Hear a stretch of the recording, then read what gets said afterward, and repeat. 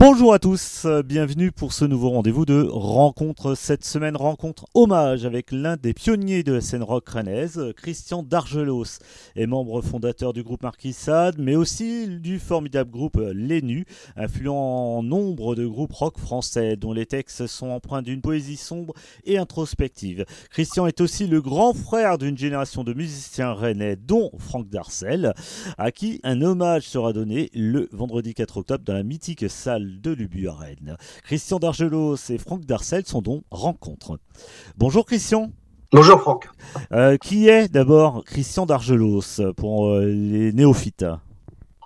Christian Dargelos est né en 57 à Rennes. Alors c'est pas mon nom, je m'appelle Christian Otou, alias Dargelos. Alors qui c'est Dargelos? C'était l'élève Dargelos dans le livre de Cocteau, Les Enfants Terribles. Et donc, pourquoi j'ai pris ce pseudo? Parce que j'aimais beaucoup Cocteau à l'époque, j'aime toujours, mais voilà. Et je me suis nommé comme ça, Christian Dargelos. Donc c'est alias. Je suis plus connu sous ce nom-là que sous le nom de Trotou Christian. Voilà, j'ai fait des études assez médiocres. J'ai été vite intégré le monde du travail. Je me suis retrouvé à l'hôpital comme brancardier et c'est là que j'ai commencé à faire de la musique. D'accord, ouais. Et c'est là que tu as commencé à rencontrer les autres musiciens de la scène rennaise de l'époque et entre autres Franck, c'est ça? Oui, alors j'avais un copain de lycée, Jacques Duval, qui jouait de la guitare et on était fans à l'époque de hard rock et de blues, Rory Gallagher, Johnny Winter. On avait été voir Johnny Winter au Palais des Sports à Paris ensemble et on a commencé la musique ensemble. Moi j'ai acheté une basse, un ampli, il avait une guitare et puis un ampli et on répétait dans la maison de vacances de mes parents, une maison de campagne, et c'est là qu'on a commencé à faire du bruit ensemble. Et c'est lui qui m'a fait connaître Franck. Il connaissait Franck et ça a été via Jacques Duval que j'ai rencontré Franck. D'accord, ouais. T'as influencé, alors j'avais mis, t'as énormément influencé la scène rock en France, mais particulièrement celle de Rennes. Comment tu expliques cette influence que tu as apportée? Donc c'est par des voyages londoniens plus? Tu as été l'un des premiers? Enfin, sur la scène rennaise, et puis mes voyages m'ont permis de découvrir un peu ce que c'était la scène londonienne. Et si tu veux, avant le punk, j'y allais, et donc je voyais les multiples salles, petites salles, des clubs, pubs, qui faisaient donc où la musique live existait, alors qu'à Rennes et en France, c'était pauvre. Et c'est ça qui me donnait envie d'aller à Londres, d'écouter de la musique tous les soirs. Et c'est venu après le mouvement punk. Et la New Wave, ça, en France et à Rennes particulièrement, ça a éclaté. Et c'est ça qui était, ça qui était bénéfique par rapport à ce qu'on recherchait, quoi. J'avais interviewé Franck en décembre. Il m'avait expliqué que, en fait, c'était carrément un lien direct Londres-Rennes.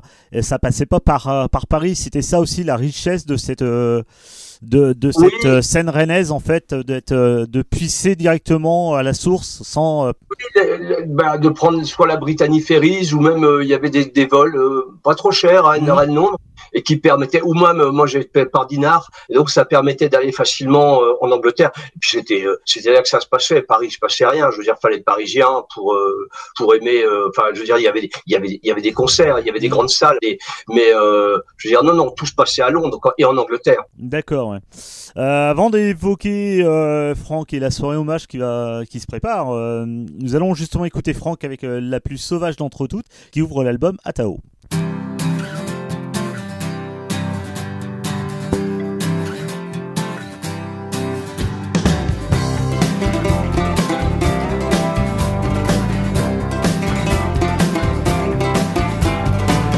Elle a perdu le sens des rêves depuis le temps qu'elle vit la nuit.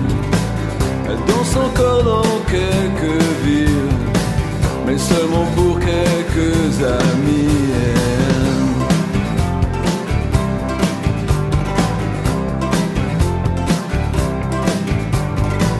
On l'a tant dit, écrit sur elle qu'on ne sait plus qui d'elle ou nous perd son temps, brûle ses ailes, qui d'elle ou nous deviendra fou. Elle a si peur parfois de ce qu'elle dit, ce qu'elle croit. Elle hésite, elle meurt et ressuscite. Elle est la plus sauvage d'entre toutes. Et elle doute, elle meurt et ressuscite. Elle est la plus sauvage, elle nous perdra sans doute, sans doute.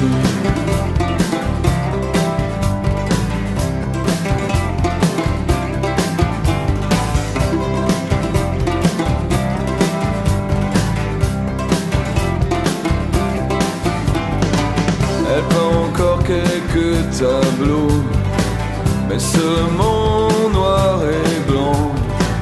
Et quand l'un d'eux s'expose au vent, moi je ne sais rien d'aussi beau. Elle a si peur, souvent, tout va si vite. A-t-elle le temps? Elle hésite, elle meurt et ressuscite. Elle est la plus sauvage d'entre tous. Et elle doute, elle meurt et ressuscite. Elle est la plus sauvage, elle nous perdra sans doute, sans doute.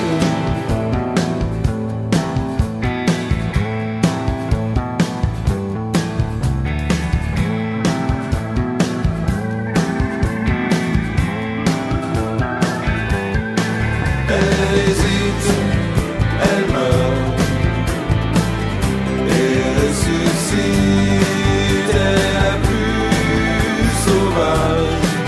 plus sauvage d'entre toutes. Et elle doute, elle meurt et ressuscite. Elle est la plus sauvage, elle nous perdra sans doute. Elle hésite, elle meurt et ressuscite. Elle est la plus sauvage. C'était La plus sauvage d'entre tous. Ce titre de Franck Darcel ouvre son seul et unique album solo, Atao. La Bretagne toujours, et Franck Darcel, Atao, c'est avec Christian Dargelos dans Rencontre. Christian, avant d'écouter Franck, nous parlions de ton influence et à mon micro en décembre. Donc ouais, Franck m'expliquait que c'était grâce à toutes ces découvertes punk anglaises que tu avais pu trouver et rapporter à Rennes. Comment ensuite la mix, enfin comment vous avez réussi à apporter, parce que Marquis de Sade, c'est vraiment le groupe fondateur de ce qu'on appelle la scène rock punk rennaise et française. Oui, alors en fait, moi, j'allais à Londres et Franck allait à New York parce qu'il avait un oncle, il avait un oncle à New York qui habitait là-bas depuis les années 60, et Franck y allait au moins une fois par an. Et avant de le connaître, il avait déjà fait des excursions sur New York, et il avait c'est une ville extraordinaire culturellement, musicalement. Et il avait été voir aussi lui aussi BGB, des groupes ou au max des groupes Talking Heads. Enfin bon, il avait cette connexion là plus new-yorkaise, qui était plus cérébrale entre guillemets à l'époque, mais je veux dire, on avait cette, tu vois, ça permettait ce rapprochement et puis d'aimer les mêmes choses. Enfin, moi j'aimais beaucoup aussi la musique new-yorkaise, le punk new-yorkais, et donc non, à nous deux, ça donnait cette connexion. Moi j'étais plus terre à terre et plus prolo dans la musique, était plus intello, et ça donnait Marquis de Sade des débuts, juste avant que Philippe arrive en fait. Voilà, juste avant que Philippe arrive. Philippe arrive, alors ça dure 3-4 ans, hein, Marquis de Sade, hein, pour les plus jeunes. Ouais, de 77 à 81, je crois. Oui. Ouais, ça. Ouais. À partir de 81, d'un flé, tu crées le groupe Les Nus, je crois. Oui. Enfin, t'es à l'origine de la création du groupe Les Nus. Ce groupe a également été vachement important dans l'influence du rock, de la scène rock française. Entre autres, a beaucoup influencé un certain Bertrand Cantat et ses copains de Bordeaux pour monter Noir Désir. Oui, ça a été. Oui, c'était fan. Mais non, on n'a pas influencé énormément de gens, mais c'était assez spécial. C'est du rock en français, ce qui était à l'époque, je veux dire, t'avais Trust, Téléphone, et Les Nus, mais bon, c'était voilà, les textes en français. À l'époque, c'était un peu à côté de la plaque. Ouais. Et on n'a pas, mais en fait, moi, j'écrivais en français parce que j'avais pas un anglais assez excellent pour me permettre d'écrire en anglais. Mais ça a donné cette voix, et je crois qu'effectivement Cantat et les Noirdèges ont dit on peut faire du rock en français avec en ayant la même force que le rock anglais, tu vois, que les Stones ou qui est le groupe rock par excellence. Allier la musique et les paroles, je veux dire, et c'est un sens entre guillemets, je veux dire. Ouais. Et je pense que Les Nus, moi je recherchais ça à travers Les Nus, et je pense que ça, Noir Désir a dit ouais, on peut faire cette espèce de rock blues noir à la façon des Nus. Avant de démarrer cette interview, je t'en parlais déjà. Johnny Colère, emblématique morceau peut-être des Nus, qui a été repris par Noir Désir justement. Je te demandais, voilà, est-ce que tu penses toi que dans le portrait dressé de Johnny Colère, il n'y a pas a posteriori maintenant un côté Franck Darcel, où Franck ne s'est-il pas mélangé dans Johnny Colère? Oui, enfin peut-être c'est un portrait de nous tous en fait. J'ai écrit récemment sur le dernier album des Nus là qu'on a fait il y a 4 ans, 5 ans, juste avant le Covid, et une chanson qui s'appelle Vous faites du rock, n'est-ce pas? Et là c'est vraiment un portrait, c'est assez le portrait de Marquis de Sade à ses débuts. Nous étions 4 comme des loups solitaires, et en fait ce morceau là décrit un peu le début de Marquis de Sade et le début de nos premiers pas en musique, et que dans les années fin 70. Fin 70, début 80. Plus Vous faites du rock, n'est-ce pas, que Johnny Colère. Mais Johnny Colère aussi est représentatif de cette époque-là, ouais. Et dans le côté un peu anarchiste, un petit peu, même si Franck n'était pas forcément anarchiste, il était plutôt fédératrice d'ailleurs, mais fédérateur. Mais un côté, voilà, ouais, engagé dans le personnage. Dans ces années-là, oui, on était un peu, il y avait un peu un côté anard, bien sûr, mais il faut, pour transgresser les choses, pour pas rester dans ses chaussons, faut transgresser un petit peu. Et Johnny Colère, c'est un peu l'exemple d'un anard qui en veut la terre entière, quoi. C'est le poète qui engueulait l'univers, tu vois. C'est cela. Le 4 octobre, donc vous faites une soirée hommage pour rendre hommage à Franck, qui nous a quittés en mars dernier. C'était naturel de se retrouver pour son souvenir, j'imagine. Oui, Franck a disparu, mais il est encore visible. On le voit moi je le vois tous les jours, je l'entends parler, voilà. Et fallait pas mettre trop de temps à rendre cet hommage. Et les gens, les gens qui seront présents étaient là, donc j'ai dit c'est bon, on le fait en début d'année. Voilà, c'est 6 mois après son départ définitif, c'est le moment d'y rendre hommage, je crois, oui. C'est un bon moment. Quel sera un peu le contenu de cette soirée? On sait que voilà, on sait déjà que c'est complet, hein, par contre. Hein. Oui, c'est complet, oui, très complet, oui. On va faire c'est la chronologie de Franck. Je veux dire, on va démarrer par Marquis de Sade, ensuite les amis qu'il a produits, ensuite Marquis, des reprises, et puis voilà, on va terminer tous ensemble sur une chanson emblématique qu'il a produit pour Étienne. Pour Étienne, d'accord. Ensuite, le lieu, c'est pas forcément un hasard, hein, c'est l'Ubu. c'est une salle emblématique.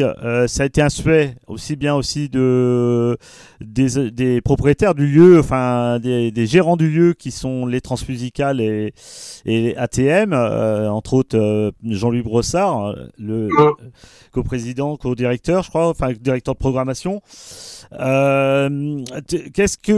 Pourquoi avoir choisi vraiment ce lieu? Tu m'expliquais que voilà, la cité, ça avait déjà été fait. Donc oui, on n'allait pas recommencer. Enfin, l'hommage qui a été fait à Philippe Pascal il y a 2 ans et demi, l'hommage à Franck, si on prenait le même lieu, ça faisait ce copier-coller. Fallait une autre idée. Là, j'en ai parlé à la famille. Jean-Louis était d'accord pour qu'on fasse ça à l'Ubu. Il était même, enfin, il voulait que ça se fasse à l'Ubu. Franck aimait beaucoup cette salle.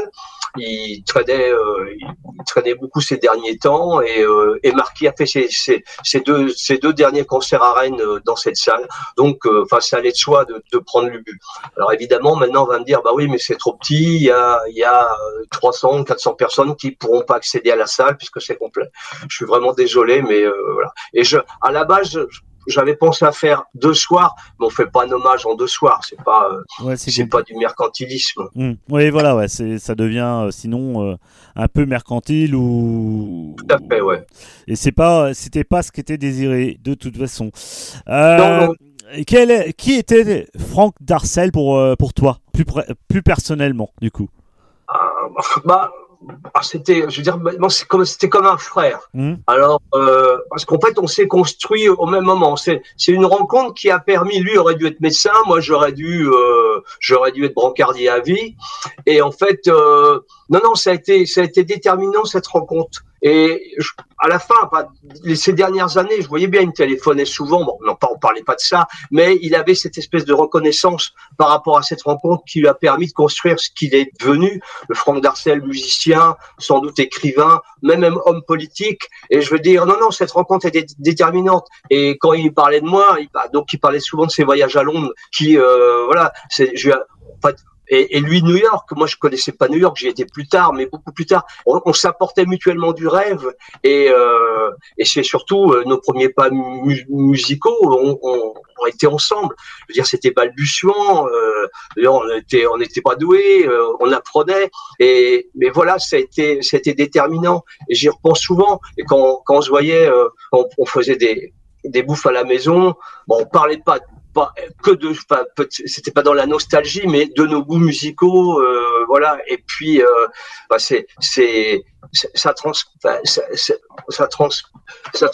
en fait cette rencontre. Et puis voilà ce qu'on est devenu, c'était toujours à travers cette rencontre c'était en automne, je me rappelle, c'était 76, et c'était une belle après-midi, et c'était extraordinaire parce qu'en fait j'y repense souvent à cette rencontre et surtout à nos parcours respectifs. Ouais. Pour moi, c'est ça, Franck. Alors après, il a eu, c'est un type, c'était un leader, Franck, hein, je veux dire, c'était un type qui faisait les choses à fond, et puis, une fois qu'il avait terminé la musique, il entamait l'écriture d'un livre. Après, il a entamé cette carrière politique parce qu'il avait pris fait et cause pour la Bretagne, et je l'ai suivi, dans ce combat. C'était ultime combat que j'aurais bien aimé, qu'il aille plus loin, mais bon, voilà. Mais non, je l'avais dit à la cérémonie d'adieu. Je veux dire, c'était non, il me manque, et puis mais je suis vraiment content de l'avoir connu. Enfin, je veux dire, voilà, c'est des rencontres dans la vie qui font qu'on dit ouais, c'était super la vie. En fait. Ouais. C'était quelqu'un de terriblement intelligent, très visionnaire. Il avait une très belle vision en fait de ce que devait être la musique. Et dans ses productions, il a eu quand même du succès, puisqu'il y a eu Athènes, il y a eu Pascal, mais même au Portugal, il a eu des gros succès au Portugal. Oui, tout à fait. Alors, on n'avait pas les mêmes goûts musicaux, hein, mais voilà, moi j'aimais pas tout ce qu'il a fait, mais en tout cas j'avais, puis forcément ce qu'il écoutait, le côté funk et tout ça, moi j'adhérais pas forcément, bien que j'ai appris à aimer après, mais et il aimait pas tous mes goûts musicaux, mais en tout cas non, c'était plus le personnage qui représentait globalement. Je veux dire, non, cette espèce de force humaine comme ça, qui qui fonce, quoi. Et puis qui a des convictions. Alors ça, c'est aussi très important. Ouais. Même on parlait de ses livres lors de l'interview que j'avais eue en décembre, on évoquait justement son dernier bouquin qui était un roman d'anticipation et qui avait été écrit avant l'envahissement de l'Ukraine par la Russie, et lui il l'évoquait déjà cette possibilité et tant d'autres choses qu'il évoquait dans ce livre alors qui se passe actuellement sur la scène politique, quoi.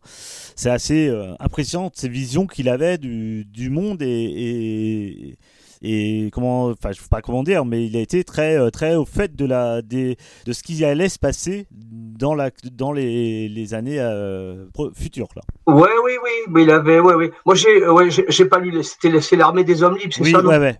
Non, mais il avait ce côté visionnaire. Mais en plus, il faisait tous les ans, il faisait des voyages dans le nord de l'Europe, en Scandinavie et tout ça. Mais il aimait beaucoup cette région. Et il avait aussi, il a écrit cette chanson Holodomor sur le premier album de Marquis, qui relatait la famine en Ukraine que Staline avait imposée aux Ukrainiens.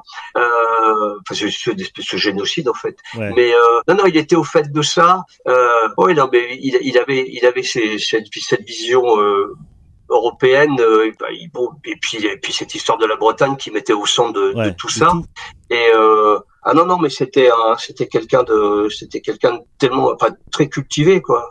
Et puis qui savait raconter aussi des histoires, et puis la vision du monde, comment il voyait l'avenir.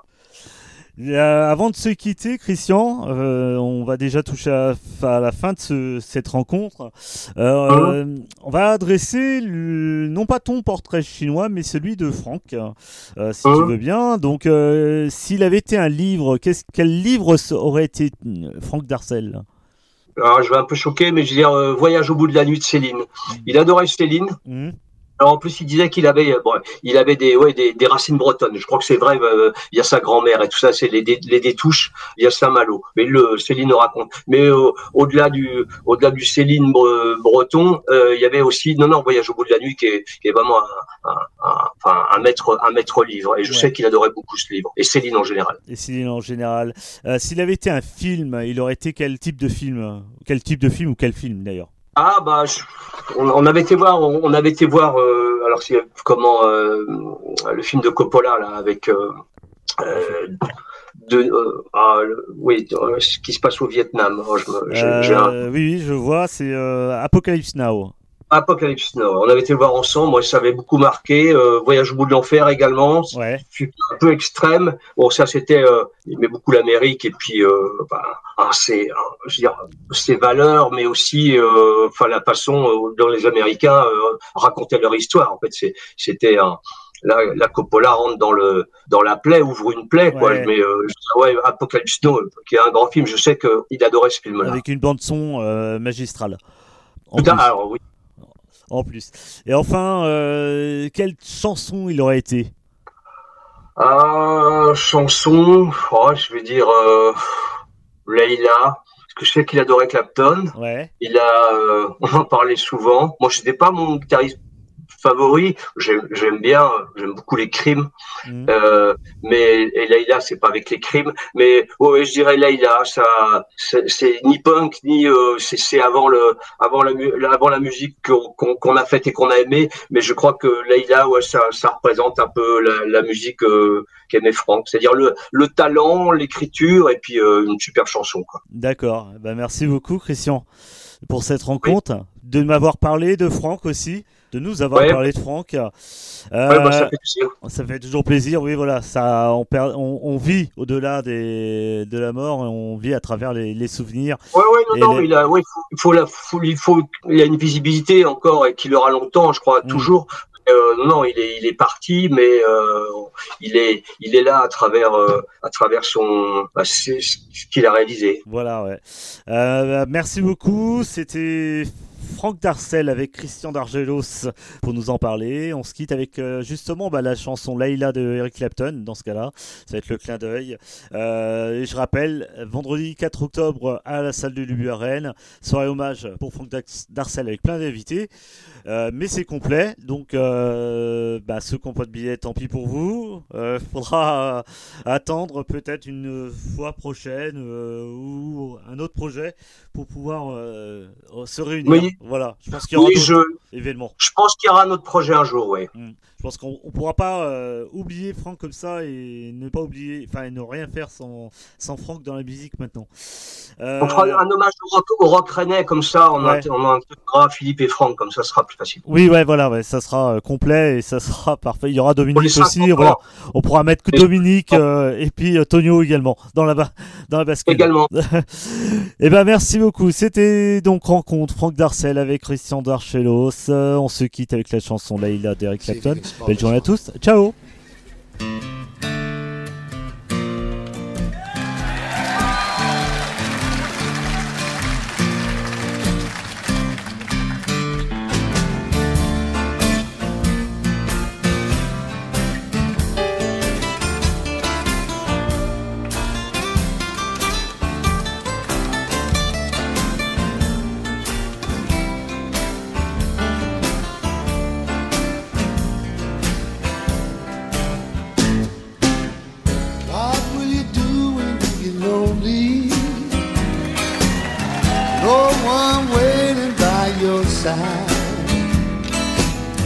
You've been running, hiding much too long.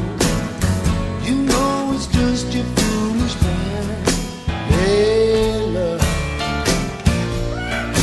got me on my knees, baby,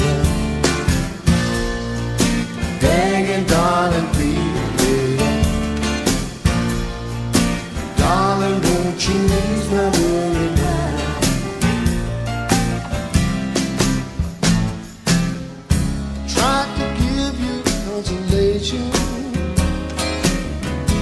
Your old man let you down.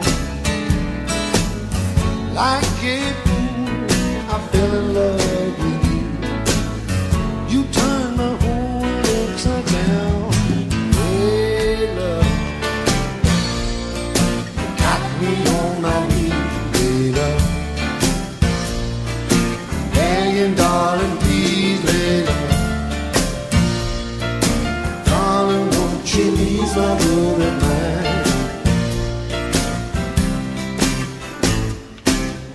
Make the best of the situation, for I finally go insane. Please don't say you'll never find your grave. Tell me all my love's in vain. Hey, love, me on my knees, baby, begging, darling, please, baby, darling, won't you ease my worried mind? Hey, love, got me on my knees, baby, begging, darling, please, baby, darling, won't you ease my worried mind?